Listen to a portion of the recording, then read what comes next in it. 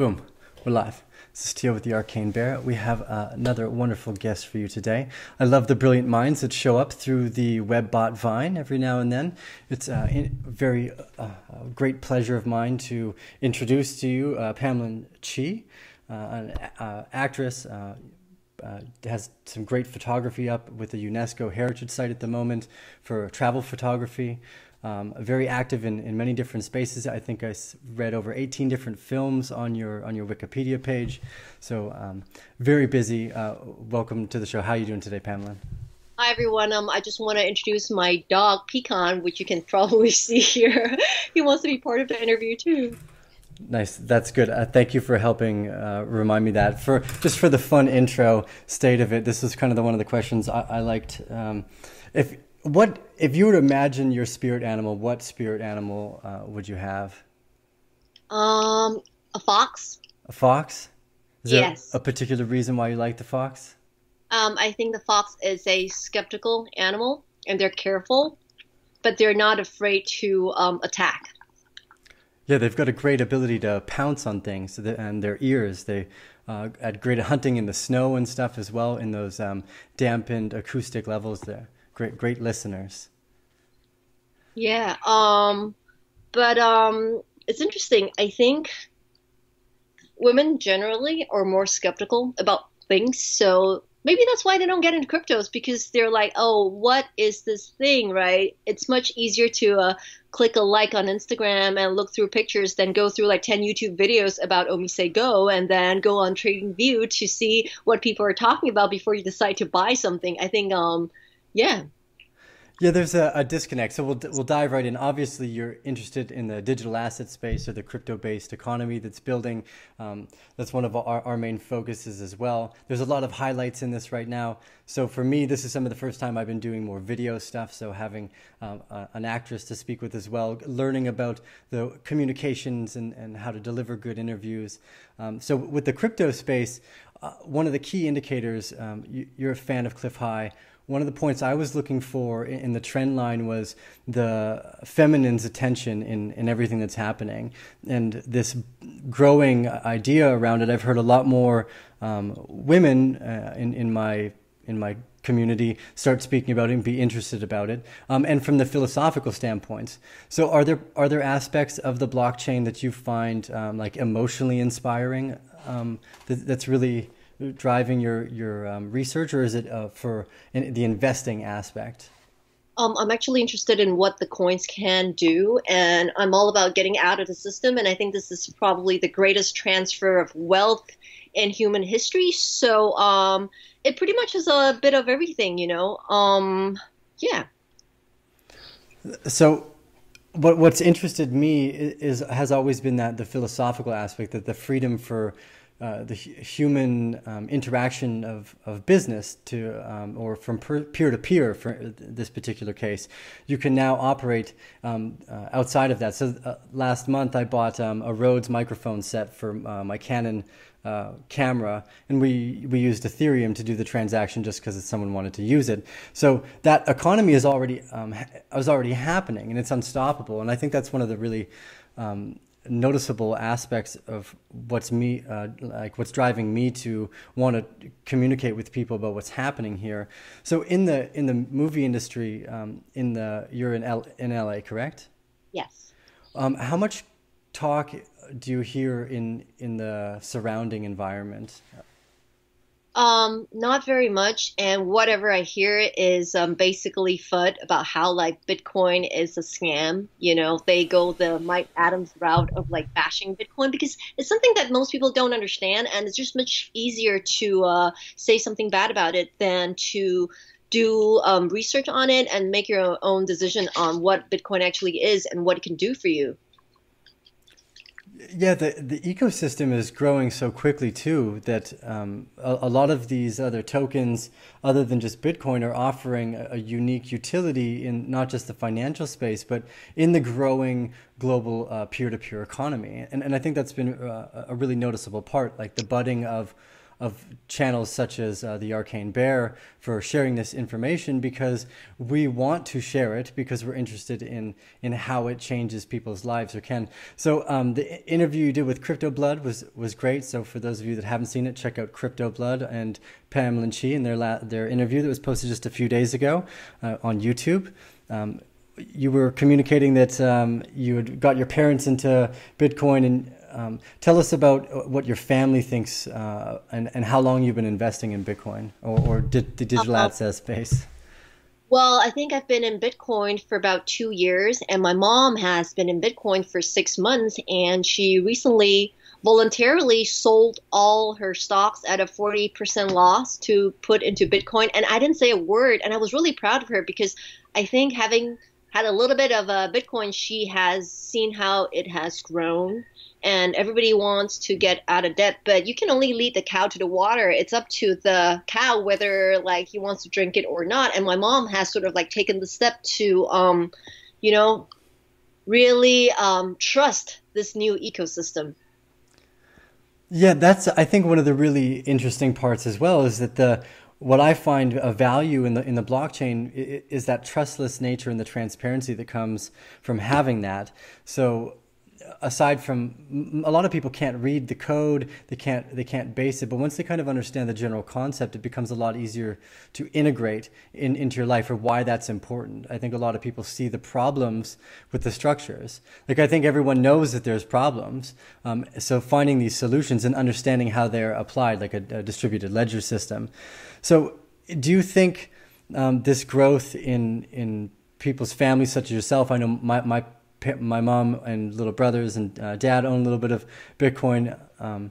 Do you think that change is some of the first steps into mass adoption? And what do you feel is holding us back from really going viral in content space? I think there's no holding us back because word of mouth is still the most reliable source of information. And if my mom can tell her friend, and her friend is actually saying, "Oh, now I want to buy some Bitcoin," then it's unstoppable. And also, I was talking to CryptoBlood about library credits. It is sort of like a platform for like media. And yesterday, coincidentally, I got an email from them saying that the beta is actually live. So they might be the new YouTube, sort of. That's something to check out. It could potentially change the entertainment industry. Yeah, what's their link? I'll send it to you later. I think it's library.io. Okay, great. Yeah. We'll make sure we post that down below. So do you think that the blockchain application in all these new tokens is really important for certain industries over others? Like, do you think its application in maybe the real estate sector is more important than the movie industry? Or do you feel that blockchain should be applied everywhere because of transparency and assured trust-based nature? I think the potential is limitless. It's up to like the developers to sort of like come up with an idea to solve a lot of the problems. Like, for example, do you know what hape is? No. So hape is this sort of like shamanic snuff that they do during yes. combo ceremonies. I do. Rape. Yes. Yeah. Yes. So I've been ordering from this shop in Peru for a while, and I used to send them Bitcoin. And I think a year ago, they started accepting Ethereum. And then 2 weeks ago, I got an email from them saying that we now accept IOTA. I'm like, this is the future because these guys in Peru are now accepting IOTA. I mean, that's revolutionary. So, I mean, you can even go into like business that is like not tech related, you know? Yeah, I think that's extremely important. And what's been, I think, driving a lot of the mindset here is that a lot of people that invested in peer-to-peer systems are more egalitarian or altruistic, really defining the direction that the community kind of aligns itself as a whole. So seeing the contention with Bitcoin Cash, or Bcash as so infamously dubbed, and Bitcoin, the core development team, do you feel the contention is pushed for particular people's agendas, or is there mostly good at heart on both sides? I think the simplistic view of like good guys versus bad guys is just not for me. The world is a lot more complicated than that. Bad people do very good things, and good people do very bad things to become good. So I don't want to get into the politics of Bcash versus Bitcoin, but I think we shouldn't miss out on an opportunity for a good trade to get more BTC, whatever it is. Nice. Yeah, that's always a good line of thinking too. They do offer a lot of valuable services, but there are obviously other companies. Do you have any favorites in the currency-based space, such as Litecoin or Dash? I think Litecoin obviously has a bright, shiny future, but it's so overhyped at this moment. And I heard somebody say that Charlie Lee just sold all his Litecoins. I'm not sure if that's true. I just saw it on Slack just like earlier, so I have to like double check on that. I saw it on Reddit, but he hadn't posted it on Twitter yet. So there had been some other lines of communication on Twitter. I think he actually shared that Reddit post, so I would double check on that. But I do believe that was true, and it was kind of a call to arms for people such as potentially Roger Ver or whoever has that $1 million Bitcoins, if they can even move it. I'm not sure they would even could. Maybe it's a fail safe to some degree. What do you think that million Bitcoins is locked up is doing? Do you think anyone has control over it, or do you think it's just almost pretty much lost? I don't know. I really don't know. But it is undeniable that it is much cheaper and faster to send Bcash than Bitcoin. So I think they really do have an edge, whatever you want to say about them and their politics. Well, I guess it wasn't really about the politics. The direction of the ecosystem seems to be aligning that way, and the community seems so valuable. That's what I've found abstract about the way Roger Ver and their company is working. It doesn't really include the entire community because they're not willing to take criticisms very well, and that doesn't function in an open source communication society, right? And that's what I think the fringe aspect of why a lot of people don't like what's happening there. Not that Bitcoin Cash doesn't provide a valuable service. Now, another abstract thought is because the liquidity of these products is in supply and demand. Does a person who does not want to sell Bitcoin because it costs more to transact actually then stake it, making Bitcoin more valuable? It's a deflationary event for the ecosystem, but it might drive the supply to demand nature with the price even higher. And my instinct is that if Bitcoin goes to $1 million, do I care about a $5,000 transaction fee from the fact that Bitcoin was only worth $2,000 a little while ago. So in an inflationary event against the U.S. dollar, I might not mind transaction fees that are extremely high because they're probably matching the rate of inflation that's already been created. So do you think there's going to be lots of future regulations? That's leading into me because you're a United States citizen, correct? No, I'm a Singaporean citizen. Oh, nice. Okay, so you don't have to deal with the backlash nature of what might come from U.S. regulations. Do you have any insight to the Singapore regulations? Well, I think for now the U.S. is really clamping down, but pretty soon the whole world will catch up because um, I don't even think it's the money aspect, but it's the control aspect because governments always want to control you. And if they realize that this thing is getting out of control and you have a way out of the system, then they will definitely start clamping it down. Do you think the regulation has been supportive, such as places like Japan or Korea that have been trying to find regulations that integrate instead of outlaw? Did you find? Because Asian people are more practical, so if they can make money, they will try to integrate it. But at some point, that's gotta turn into like something else. That's fair. So the use cases of things like smart cities in the long term future, you were recently just in a film that was released #2 on iTunes. You said called Beyond Skyline. Do you think that we're going into a world where cities and will be based off more of a kind of a reputation-based staking platform where people can accomplish projects in the communities that they live in? Do you see like a futuristic vision coming quickly, or do we continue on this kind of mundane path of cell phone generation getting better one model at a time? Well, I was actually researching the city that was built on Bitcoin by this guy. What is the name of that city? It's Do you know not what I'm talking about? it's not Liberland, is it? Yes, it is. I hadn't I'd looked into it a little bit, but it's a small area between Croatia and Bulgaria. Is that correct? It's actually really interesting because when you fill out the application, because I just wanted to take a look to see what it was, they wanted to know how you could contribute to the system before they accept your application. And it's very community based. They are all about cryptos. And I think the last time I checked, it was like $10,000 or $20,000 to like get a citizenship. That I could be wrong on that because it's been a while. But who is to say there are not more countries like that that are gonna like pop up where people can just sort of like do their own thing in crypto land and just completely get out of the system.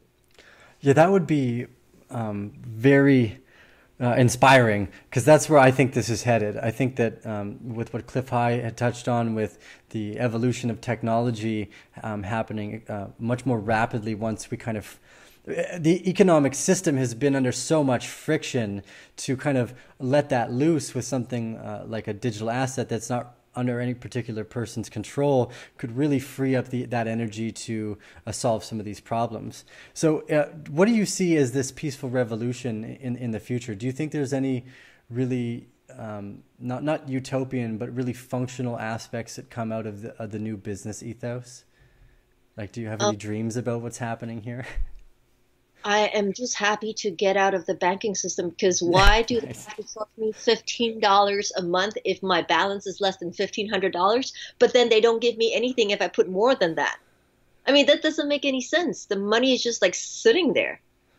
Nice. So even from a very simple perspective of the monetary system itself is enough to be like, okay, and that's great. I think the same thing too. That once we can release that energy, it's better that you focus what you have with your family, and then you're more likely to be able to take care of everyone else because you have the time to focus on what you're actually interested in as a human being, and be creative with your life, or your economic energy.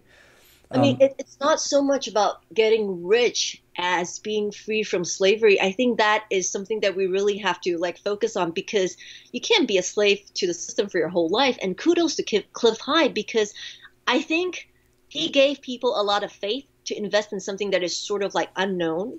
And people who have been listening to Cliff High for a while know that he sort of has a pretty good like track record, and he is an upright man, and he's not like full of BS. And because of his integrity, then people are more willing to sort of like put their savings into something that they might not otherwise put into. Yeah, Cliff's reports have always been really inspiring. I think that the a lot of what held my mind in cynicism was seeing all these problems but not seeing any solutions. Now, I'd heard about Bitcoin before I'd ever stumbled into Cliff High's stuff. But what I really liked about the Alta, and like about the Alta reports and the crypto reports, is that there's that inspiring idea about what we can create with the future that's here with these new technologies, and that disruptive mindset that's kind of starting to move in the entire ecosystem is such a force to be reckoned with. Because like you're saying, if they're already going out and able to acquire pieces of land, form countries, have citizenships based off these economic movements in and out, we're already in the future. And so dreaming about what might come next, Cliff talks about floating triangles and all this stuff. So I think it's always been really inspiring for me to read that type of sci-fi woo-woo world, because it opens up the mind to think. So to meditate on whether the Earth is flat or not, it doesn't really matter. It's, I think, from a conversational standpoint, it's just to be open and aware that, okay, well, that's some person's perspective, then they've come to this conclusion. It doesn't mean that they're right. So now that this new wave is kind of occurring, one of the things that I thought was the next crest, which was around the 2% mark. Do you feel the women in the tech industry and the finance industry will really help shape the ethos? I think they will have no choice but to get into the whole like ecosystem. And then, from there, if I think once people are more exposed to it, it doesn't matter if you're a man or a woman, you will like want to be part of this new thing because this is the future. It's not a dream. We're already in it. Yeah, so Some people would be a little worried, myself as well, seeing the prices so high, the movement in the system, but it's not necessarily uncalled for. We know that the old and dying system has no functionality anymore, and due to all the friction, not just in the petrol-based drilling, but just the economic movement to keep money based off a debt system. Anyways, the point of that is. Do you feel that the freedom of people will force them out of countries that they might be living in, like regulations in the United States? Do you feel that people will end up moving to these more crypto-based societies to live in a community that supports where everyone's aiming?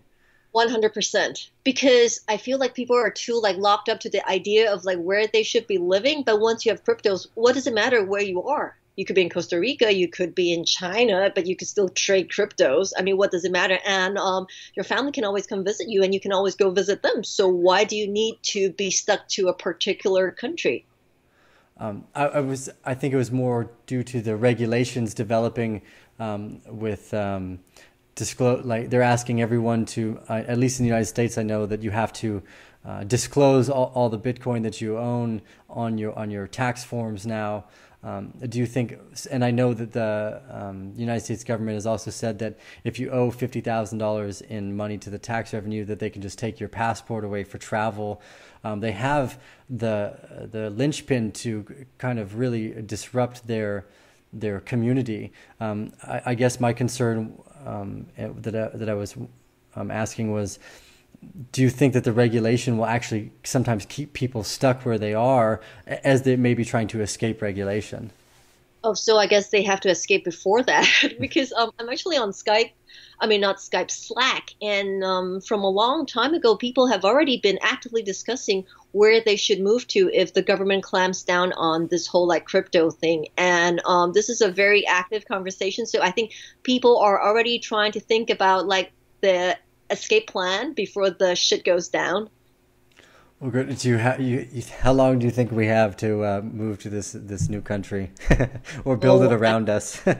I don't know, but there's so many places in the world to go, you Yeah, know. I'd love suggestions. I think Thailand's really good. Indonesia, Bali is one of my top choices. I was sort of like thinking about moving to Bali actually. Yeah, do they have regulation around the area and exchanges for a Bitcoin to national currency? I'm not really sure about that, but if most of your money is already in cryptos, then I really don't think you have to worry because you can always find a way to sell the crypto into cash somehow. I mean, if you have to use local bitcoins, then you use local bitcoins, you know? I guess so. So we might Yeah. see an exodus of people out of these highly regulated countries over the next few years. You yourself, do you plan on moving anywhere outside of Los Angeles, or are you continuing to work on other projects in the film space? I mean, I travel where the work is. It doesn't matter as long as I have my ledger and my laptop. I'm good. Rockin'.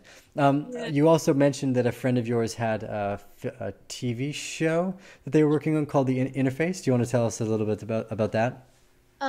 The interface is sort of like a TV project. It is about an AI world set 25 years into the future, where the government tries to sort of like promote their own cryptos, but there is sort of like a dark web crypto sphere outside of that, and that forms sort of like the basis for the whole like story. So, on a philosophical quest, do you think that AI is actually a problem for the future that, or at least expert systems, as Cliff High would say, that might be able to overtake and rebuild themselves and run amok? Do you think that there's an existential problem between technology and the human species? Well, according to Cliff High, the AI is not real and can never take over humans. But I've been listening to a lot of natural health practitioners talking about nano and how that is actually AI in your body communicating code and destroying your whole system. So these health practitioners that are very sort of like on the fringe seem to think that this AI is actively destroying the human body, while Cliff High is saying that, that's not possible without a real brain actually instigating the whole thing. So I really don't know. I don't know. Yeah, there's a lot of abstract stuff that goes into the universal consciousness. I'm postulating with a friend. Do you know what toxoplasmosis is? No, I don't. It's in short, it's a parasite that you can get from having a cat, but most specifically, it normally goes to rats. What it does is it turns off their fear centers so that the rats are actually not scared of cats, and they end up actually being attracted to the smell of the cat's pee, so they often end up getting eaten, spreading the parasite to more cats. Now, recently they've also found out that humans can get this too, and that they believe a large percentage of the human population has this. So the question of the AI is that could there be unintended consequences in consciousness for anything that we do? So is there a philosophical downside to going and trying to live naturally as in comparison to moving forward with the new technology and integrating with naturally? I mean, how are we going to escape from the new technology if the people in Peru that I order from are already deep in cryptos? I think it sort of like goes hand in hand. Plus, I mean, with all the chemtrails and stuff, we are constantly bombarded by this like nanotech. And actually, the natural health practitioner that I listen to, his name is Tony Pantelleresco. You should check him out on YouTube. He's a really interesting guy. Okay, I will. Thank you. Yep, and he is saying that the C60 that Cliff High is like so in love with actually contributes to the nanostructure in your body. So it makes it harder for you to get rid of all that, bad signals from all the nano stuff that is already inside. So it's actually not advisable to take C60. And I mean, there's so many sides to the story. So for now, I still am undecided about the whole C60 thing, although I have a lot of friends who are taking C60 and they have had very good results. But what is the long-term effect on the body, from the nano perspective? Yeah, exactly. No, I don't advise anyone do any self-experimentation, but you are obviously allowed to do whatever you want to. Definitely not something I'm going to be taking at the moment yet, but I think I will try it with my dog. I think he's always down for a good old life experiment anyways, just to see how they react to it on a small term basis, because they don't have that conscious interpretation that it's going to be better for them, which would get rid of the idea that it is having a placebo effect in any way. Quite simply, your dog's not gonna be like, oh, hey, this is good for me because I know it's might help me, which some people might feel just by taking it as, oh, I believe this is going to be good for me, so it works for them right away to some degree. Now, there's always that danger. Cliff High talks about shilajit. I've actually been taking shilajit, and I have been putting the shungite in the water for about 2-3 years now, and my dogs drink the water that I do, and they're in pretty good health. So I think if you don't want to risk the C60, then maybe the shungite and the shilajit is a safer, more like natural way to go about this. Yeah, that makes a lot of sense. And then you get it at a much slower pace too. You align with that Ayurvedic kind of slow build up. There's a lot of medicines that if you try to drink them very quickly, if a flood of the system can be positive, but it also can have downside effects. Same with ayahuasca. If you're drinking a bunch of monoamino oxidase inhibitor, it can be detrimental to your kidneys and liver, depending on what you've eaten before, etc. So you always want to be careful and do a lot of due diligence research before you do any crazy self-experimentation. But there's some other credible scientists I was trying to get a hold of in the field as well, just because what do I know about nano technology? But there seems to be indicators that it works. So a very interesting topic. But yeah, just for everyone's legal process, don't take C60. just research it. It's always easier that way. So Are there any tokens that you've been really excited about? I think lastly, we'll go with that, and that you think have a bright, bold future ahead of them. PayPal. I think PayPal is going to do a PPT very, very soon. They delivered earlier than PPT. The UI looks pretty slick, and I think for now, because the price actually dropped a little bit, it's still a pretty good buy. And everybody's sort of like holding out for the day that it actually will get listed on some huge exchange, and then the price hopefully will pop like significantly, like how PPT did when it went on to Binance. But who knows? Yeah, there's a large market of real estate for many new companies to be born over the next few years in the blockchain space. I would love to keep in touch and hear any of the future projects you're working on. I think everyone that's interested, check out your new sci-fi film, Beyond Skyline. It's prefaced on an alien takeover. Did I get it? Yes. Um, it looks fun. You can find that on iTunes. The link for library that you were interested for the film industry, we will share that as well. So, and if there's anything else, I think you can be found on Twitter. You're an active member of the Slack community. Um, uh, Pamelyn, thank you for your time today. We'll stay in touch, right? Yep. See you. Thank you.